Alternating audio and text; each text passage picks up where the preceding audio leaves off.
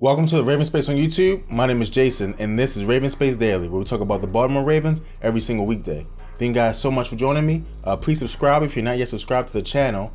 And also, I want to thank our Patreon subscribers, because without you guys, none of this could be possible. So thank you guys so much. Now we'll hop into the news for the day, and we have 3 great news stories for you. And our first news story of the day is about Terrell Suggs. If you guys don't know, Terrell Suggs is one of the most important players on defense this year because he'll be looked on to provide pass rush. And with some good news come from training camp, and no, it's just a little bit, but Dean Pease said he looked 25, and that's good, right? Because we need a pass rush. Also, which I thought was more important, is that Terrell Suggs is not going to put a cap on his time to retire. So I know a lot of people coming into this season thought that this might have been Terrell Suggs' last year. And there's a lot of reasons for that. I do believe that his contract expires either this year or next year. So a lot of people thought this may be the last year he suits up. But he says that he feels good and he's not going to put a cap on it. So I really do think that he'll play this year and at least another year after that. We don't know where he goes from there, but they asked him questions about him playing, and a quote that I can give you right now. Suggs said, "I'm just enjoying my time. When it's time for me to cross that bridge, I will cross it proudly, but I just don't feel like it's that time yet." So like I said, what this tells me is that Terrell Suggs does plan to be back. Now, we can't depend on Terrell Suggs to be who he was in the past, especially that magical MVP year that he had, Defensive Player of the Year he had. But if you can use Terrell Suggs in third down situations, it'd be great. Terrell Suggs was like awesome last year. He was like playing out of his mind. Then he injured his arm against the New York Giants and then slowed down for the rest of the season. I think that if he can stay healthy and the new rookies can get some time, and this is why I think that all the pass rushers will get time. I think Judon will get time. I think Suggs will get time. I think Tim Williams will get time. I think Tyus Bowser will all get time because Terrell Suggs is getting older and you don't want him playing as much snaps.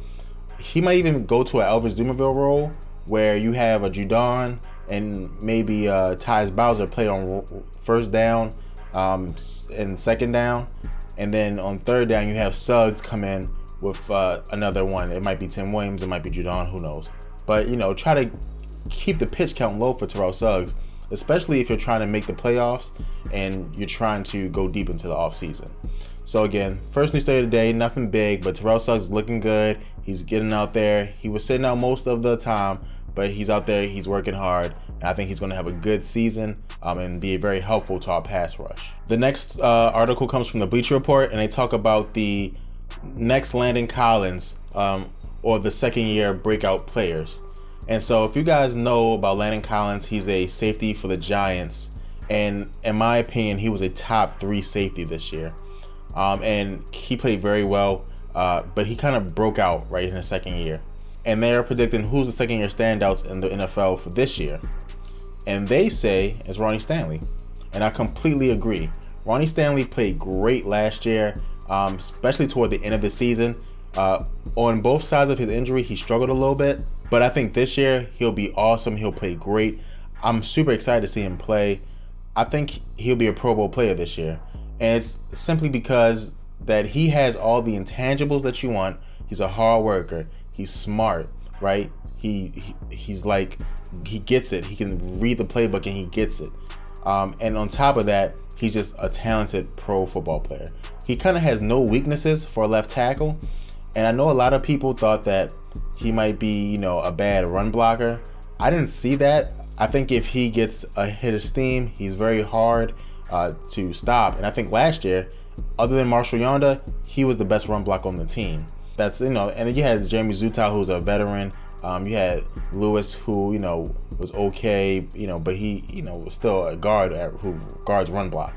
But I thought Ronnie Stanley was the second best one in that group. And let me know if you think that Ronnie Stanley is going to break out this year. I'll be super interested in knowing what you guys think.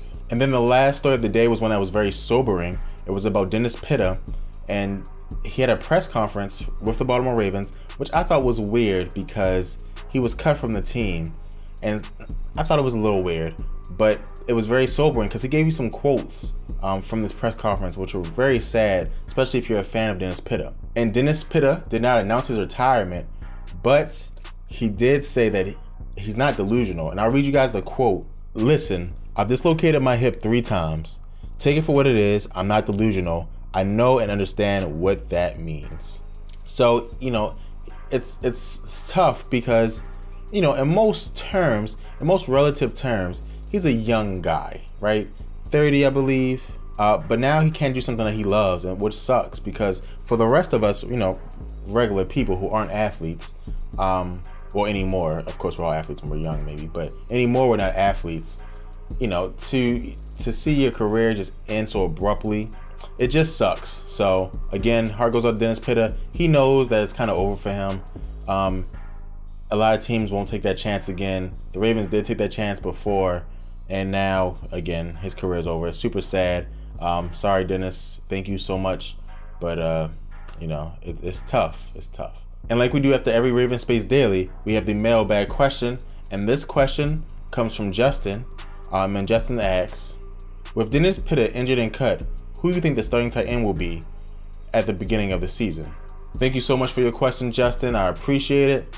So I'm gonna say that right now I will put my money on Nick Boyle. And there's a lot of reasons, 2 main reasons. And I've touched on this before, you know, especially when Dennis Pitta first got hurt. I touched on this before. But Nick Boyle is at training camp. Plain and simple. Nick Boyle is at training camp. You can't get, I mean, right? Your best ability is availability. So Nick Boyle's at training camp. Also, his run blocking helps the Ravens. And if they really do want to get more aggressive, they need to put him on the field because he'll help in the run blocking. And especially when you have a tackle on the right side who's going to be a little weak in James Hurst, you put him there, you get some good chips on the talented defensive ends. You know, he can't block a defensive end by himself, but he can help chip him, and then you can do some good things in the running game. So I think it's going to be Nick Boyle. My dark horse is Darren Waller. I think Darren is kind of like Crockett Gilmore plus speed. They're both big. You know, they're both able to get the ball at the highest point, but Crockett Gilmore is a little slow compared to Darren Waller, who ran a 4.4. So I think if you want to, you know, catch the ball, you put in a Darren Waller, who I think has a great chance of making the team, especially now that Dennis Pitta is hurt. And if you want to run the ball, you put in Nick Boyle, who in my opinion was going to make the team anyway. But the fringe players, Ben Watson took a pay cut, which is a little sketchy. It's kind of like, whoa, why did Ben take a pay cut? I don't think he's going to make the team. And then you got Crockett Gilmore. He might make the team, but I think Max Williams is done. Man, I just don't think he's as good as a lot of people want to think he is. I hope he is, because it'll help the Ravens out, but I just don't think so. So, like I said, but to answer your question finally, Nick Boyle is my one choice. My dark horse is Darren Waller. That's what I think will be starting at tight end by week 1. Thank you so much for your question, Justin. I super duper appreciate it. And this has been the Raven Space Daily for today. Thank you guys so much for watching. Please subscribe to our channel if you're not yet subscribed for more great Baltimore Ravens content. We do it all. We do Raven Space Dailies. We do mailbags. We do highlight videos. We do features. We're going to add some more stuff just for Ravens fans. So please, please, please, please, please, please, please subscribe, like, share, do all of it. Look at us on Patreon. We're going to switch the Patreon stuff around to give people who are currently on the board more benefits. And if you get in, you'll get those benefits as well. We're going to make the lower tiers more beneficial to you guys. So thank you guys so much, and go Ravens.